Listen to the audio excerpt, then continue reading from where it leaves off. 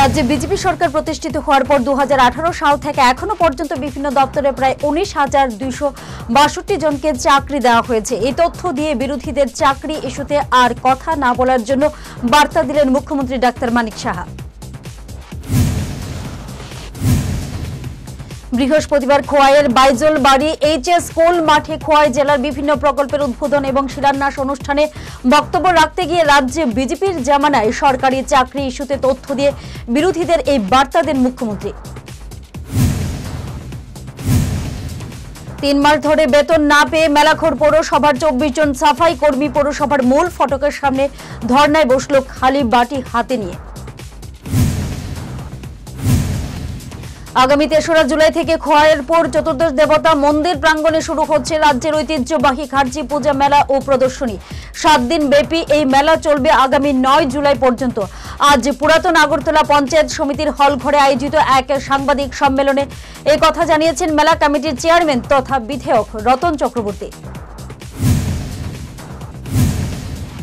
3রা জুলাই সকাল 11টায় এই মেলার উদ্বোধন করবেন মুখ্যমন্ত্রী অধ্যাপক ডাক্তার মানিক সাহা। উপস্থিত থাকবেন পর্যটন মন্ত্রী সুশান্ত চৌধুরী, আগরতলা পৌর নিগমের মেয়র তথা বিধায়ক দীপক মজুমদার, বিধায়ক স্বপ্না দেববর্মা, পুরাতন আগরতলা পঞ্চায়েত সমিতির চেয়ারম্যান ঝর্ণা রানী দাস প্রমুখ। তিনি বলেন, ঐতিহ্যবাহী খার্জি পূজা মেলা ও প্রদর্শনীকে সর্বাঙ্গীন সার্থক করে তোলার লক্ষ্যে বিভিন্ন প্রস্তুতি কমিটি গঠন করা হয়েছে। ইতিমধ্যেই 2টি গুরুত্বপূর্ণ সভা অনুষ্ঠিত হয়েছে। তিনি বলেন, মেলার ভিটি বিলির জন্য আবেদনপত্র দেওয়া হবে আগামী 15 জুন থেকে। আবেদনপত্রের দাম গতবারের মতোই 100 টাকা ধার্য করা হয়েছে। মেলায় সরকারি বিভিন্ন দপ্তরের স্টল থাকছে এবারও। মেলায় নিরাপত্তার জন্য থাকবে প্রচুর সংখ্যায় scout and guides, disaster management, TSR, Tripura police এবং স্বেচ্ছাসেবক। তিনি বলেন, আগামী 9 জুলাই মেলার সমাপ্তির দিনে উপস্থিত থাকার জন্য আমন্ত্রণ জানানো হয়েছে রাজ্যের প্রাক্তন মুখ্যমন্ত্রী তথা সাংসদ বিপ্লব কুমার দেব এবং সাংসদ রাজীব ভট্টাচার্যকে, জানিয়েছেন রতন চক্রবর্তী। কয়েকদিনে টানা বৃষ্টির পর এবার গরমে নাজেহাল সাধারণ মানুষ। এই গরম থেকে বাঁচতে সাধারণ মানুষ ফলের রস কিংবা ডাবের জলের উপর ভরসা করছেন। গরমের তাপপ্রবাহ বাড়তেই ডাবের জলের বিক্রি বেড়েছে অনেকটাই। তপ্ত রোদে গরমে হাঁসফাঁস করছে সাধারণ মানুষ। ধর্মনগরের বিভিন্ন মোড়ে ও বাজার সংলগ্ন এলাকায় দেখা গেল ফল ও ডাব বিক্রেতাদের ছোট ছোট দোকানে উপচে পড়া ভিড়। বৃহস্পতিবার উত্তর জেলার বিজেপি জেলা কার্যালয়ে মোদী সরকারের 11 বছর পূর্তি উপলক্ষে এক সাংবাদিক সম্মেলন অনুষ্ঠিত হয়। সম্মেলনে উপস্থিত ছিলেন রাজ্যের যুব ক্রীড়া মন্ত্রী টিঙ্কু রায়। মন্ত্রী টিঙ্কু রায় বক্তব্য রাখতে গিয়ে মোদী সরকারের 11 বছরের সেবা সুশাসন ও গরিব কল্যাণমূলক কাজকর্ম তুলে ধরেন। গোপন খবরের ভিত্তিতে মধুপুর থানার পুলিশ এবং গোয়েন্দা বিভাগের কর্মীরা উত পেতে বসে থেকে গভীর রাতে মধুপুর ইলেকট্রিক্স অফিস সংলগ্ন এলাকায় গাঁজা বোঝাই একটি গাড়ি আটক করতে সক্ষম হয়। তল্লাশি চালিয়ে প্রায় 51 কেজি অধিক শুকনো গাঁজা উদ্ধার করতে সক্ষম হয়। গতকাল বিশ্বকবি রবীন্দ্রনাথ ঠাকুরের বাংলাদেশে পৈতৃক বাড়ি শাহজাহানপুরে দুষ্কৃতীরা হামলা চালায়। এই ন্যাক্কারজনক ঘটনার তীব্র নিন্দা জানাচ্ছে রাজ্য বিজেপি।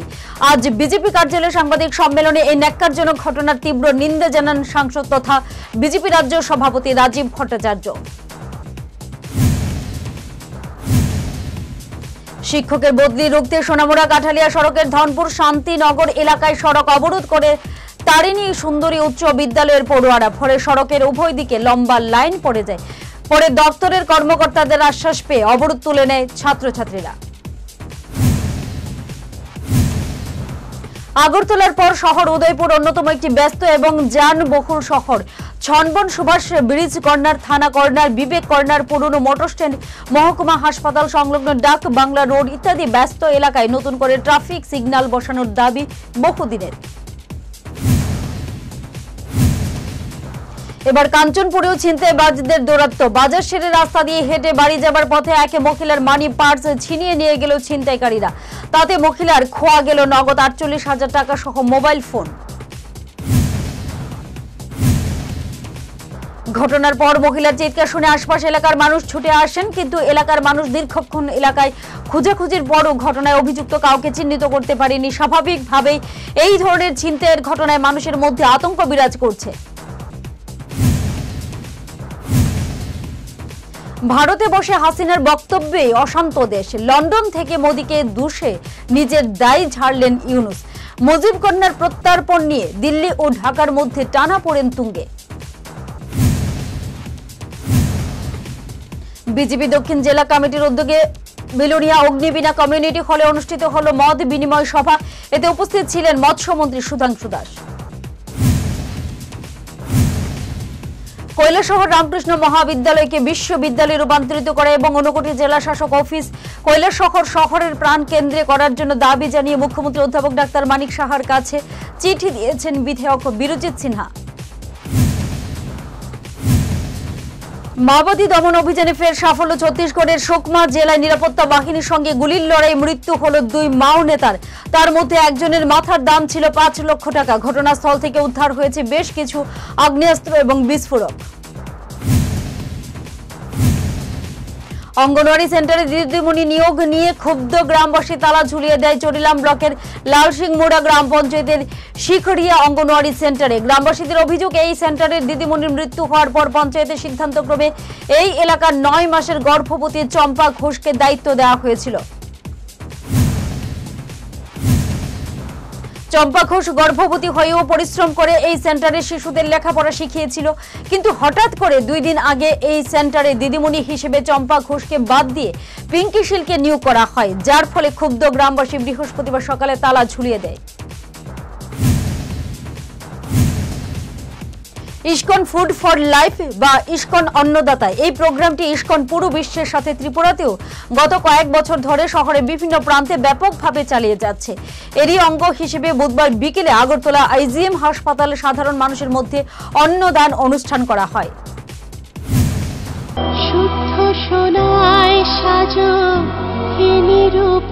শুদ্ধতার স্বর্ণ মন্দির, কালিকা জুয়েলার্স, আগরতলা।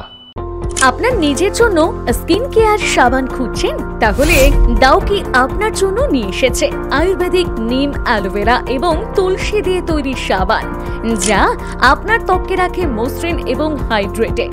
এছাড়াও ডাউকি আপনাদের জন্য নিয়ে এসেছে ডাউকি টুথপেস্ট, যার নিয়মিত ব্যবহারের ফলে আপনার দাঁত হবে মজবুত, মুখ থাকবে দুর্গন্ধ মুক্ত। আপনার বাড়িঘর পরিষ্কার ও জীবাণুমুক্ত রাখার জন্য ডাউকি ফ্লোর ক্লিনার এবং টয়লেট ক্লিনারের জবাব নেই। তাছাড়াও ডাউকি থেকে আপনি পেয়ে যাবেন সুগন্ধি ধূপকাঠি। আজই আপনার নিকটবর্তী দোকানে গিয়ে ডাউকি প্রোডাক্ট ক্রয় করুন।